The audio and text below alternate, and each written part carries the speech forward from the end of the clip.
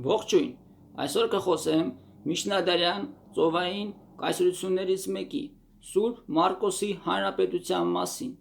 որն ավելի հայտնի է Վենետիկի Հանրապետություն անունով։ Ներկայացնեմ հետևյալ գիրքը։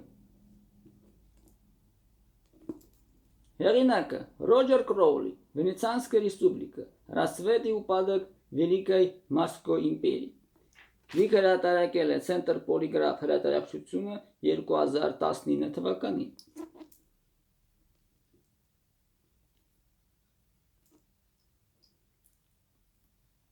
Գրքի հեղինակ անգլիացի պատմաբան Ռոջեր Կրաուլին ներկայացնում է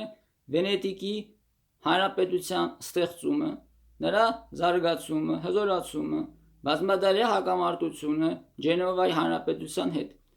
Վենետիկի առևտրային կապերը Բյուզանդիայի արևելյան միջերկրականի երկրների հետ։ Վենետիկ անվանումը աչացել է այդ տարածքում ապրող Վենետ ցեղի անունից։ 452 թվականին հոների առաջնորդ Աթիլան գրավում է Ակվիլեա քաղաքը։ Այնտեղի բնակիչները խուճապահար փախնում են դեպի ծովածոց, որի տարածքում հետագայում ձևավորվում է Վենետիկ քաղաքը։ Վենետիկը եղել է լանգոբարդների պետության կազմում, Բյուզանդիայի կազմում։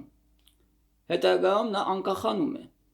Վենետիկը ղեկավարում էր դոժի կողմից։ Դոժը ընտրվում էր ցմահ։ Դոժին ընտրում էր մեծ խորհուրդը։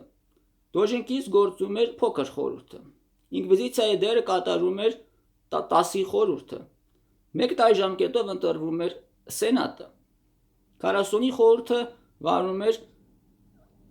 դատավարական գործունեություն, գլխավոր դատարանի դեր կատարում։ Մեծ դեր ունեին Վենետիկում նաև մասնագիտական համքարությունները, կոնական միաբանությունները։ Տարբեր ժամանակներում Վենետիկի Հանրապետության կազմում են եղել Կիպրոսը, Կրետեն, Նեգրոպոնտեն, որն այսօր կոչվում է Էվբեա, Դալմացիան, Իստրիան։ Վենետիկը մասնակցել է լատինական կայսրության ստեղծմանը, խաչակրաց արշավանքներին, մասնավորապես 4-րդ խաչակրաց արշավանքին է մասնակցել Վենետիկի կույր դոժ Էնրիկո Դանդոլոն, որի արդյունքում 1204 թվականին խաչակիրները գրավում են Կոստանդնոպոլիսը և տապալում են բյուզանդական կայսր Ալեքսիոս 5-րդ Դուկաս Մուրզուֆլոսին։ Վենետիկի Հանրապետության և Կիլիկյան Հայաստանի միջև հարաբերությունները ձևավորվում են 13-րդ դարում։ Կիլիկյան Հայաստանի թագավոր Լևոն II Մեծի ժամանակ կնքվում են առևտրային պայմանագրեր։ Վենետիկում ձևավորվում է հայկական համայնք։ 18-րդ դարում Վենետիկի Սուրբ Ղազար կղզում է հաստատվում մխիթարյան միաբանությունը, որը գործում է մինչև օրս։ Վենետիկի պատմությունը ավարտվում է 1797 թվականին Նապոլեոնյան պատերազմների արդյունքում։